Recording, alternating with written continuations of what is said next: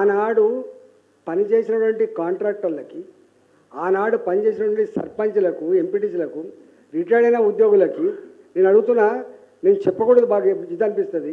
నేను మాజీ ఆర్థిక మంత్రిని కాబట్టి నాకు వచ్చి అడుగుతుంటారు, అన్న నాది 5 లక్షల రూపాయల బిల్లు ఉందన్న, జర ఇప్పిస్తావా అన్న, నాది రిటైర్డ్ అయిపోయినా నాకు ఈ రిటైర్డ్ బెనిఫిట్స్ రావాలి, ఇప్పిస్తావా, నా బిడ్డ పెళ్లి చేయాలి, నేను అప్పు కట్టుకోవాలి అని చెప్పి అంటే ఎంత శాతం తీసుకుంటున్నా? ఇవాళ ఫైనాన్స్ డిపార్ట్మెంట్లో 7 నుంచి 10% కమిషన్ లేకుండా ఒక్క బిల్లు కూడా బయటికి రాని చరిత్ర వాస్తవమా కాదా? ఇదేనా ఈ ప్రభుత్వం? ఉందా ఎప్పుడన్నా? నేను కూడా 5 ఏళ్ళు పనిచేసిన ఫైనాన్స్ డిపార్ట్మెంట్లో. ఎప్పుడైనా విన్నారా ఎప్పుడైనా? ఇళ్లల్లో ఉండే వాళ్ళు కూడా మొత్తం దుకాణాలు ఓపెన్ చేసి గట్లాడి ప్రభుత్వం వీళ్ళు మాట్లాడతారు ఇంకా వీటి గురించి వాటి గురించి. జ్ఞానం ఉండాలి. ఫస్ట్ గిట్లా చేసినప్పుడు గిన్ని ఏళ్ళు వెనుక చూపిస్తానే భావన ఉండాలి.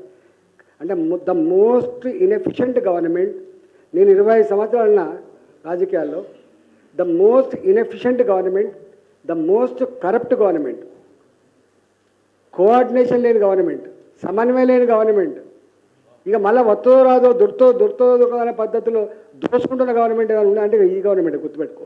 ఆ అరుంధతి నగర్లో ఉన్నటువంటి భూములలో, వాళ్ళకి ఇచ్చిన భూములలో 99% అప్పుడే కట్టుకున్నారు.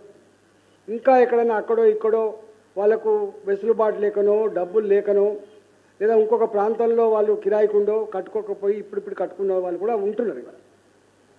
ఇవాళ దాన్ని ఆసరా చేసుకొని మళ్ళీ ఆ కట్టుకుంటున్నటువంటి ఇళ్లను కూలగొట్టుడు, పాత ఇళ్లను కూడా కూలగొట్టుడు, రెవెన్యూ అధికారులకు డబ్బులు ఇస్తే తప్ప ఇవాళ నీ ఇల్లు ఉండదనేటువంటి పరిస్థితి తీసుకొచ్చింది.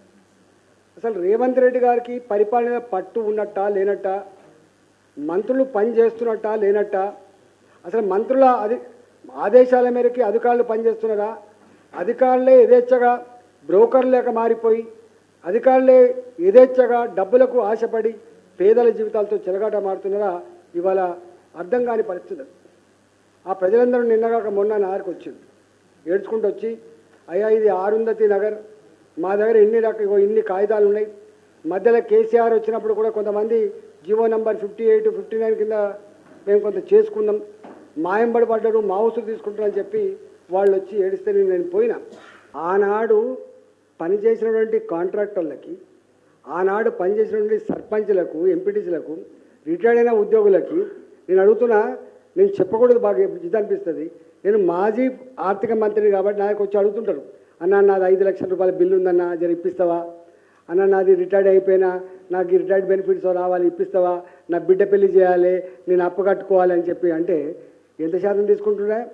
ఇవాళ ఫైనాన్స్ డిపార్ట్మెంట్లో 7 నుంచి 10% కమిషన్ లేకుండా ఒక్క బిల్లు కూడా బయటికి రాని చరిత్ర వాస్తవమా కాదా? ఇదేనా ఈ ప్రభుత్వం? ఉందా ఎప్పుడన్నా? నేను కూడా 5 ఏళ్ళు పనిచేసిన ఫైనాన్స్ డిపార్ట్మెంట్లో. ఎప్పుడైనా విన్నారా ఎప్పుడైనా? ఇళ్లల్లో ఉండే వాళ్ళు కూడా మొత్తం దుకాణాలు ఓపెన్ చేసి గట్లాడి ప్రభుత్వం వీళ్ళు మాట్లాడతారు ఇంకా వీటి గురించి వాటి గురించి. జ్ఞానం ఉండాలి. ఫస్ట్ గిట్లా చేసినప్పుడు గిన్ని ఏళ్ళు వెనుక చూపిస్తానే భావన ఉండాలి. అంటే ద మోస్ట్ ఇన్ఎఫిషియంట్ గవర్నమెంట్, నేను 25 సంవత్సరాలున్న రాజకీయాల్లో, the most inefficient government, the most corrupt government, coordination లేని గవర్నమెంట్, సమన్వయం లేని గవర్నమెంట్, ఇక మళ్ళీ వత్తో రాదో దుర్తో అనే పద్ధతిలో దోసుకుంటున్న గవర్నమెంట్ ఏదైనా ఉందా అంటే ఈ గవర్నమెంట్ గుర్తుపెట్టుకో. ఆ అరుంధతి నగర్లో ఉన్నటువంటి భూములలో, వాళ్ళకి ఇచ్చిన భూములలో 99% అప్పుడే కట్టుకున్నారు.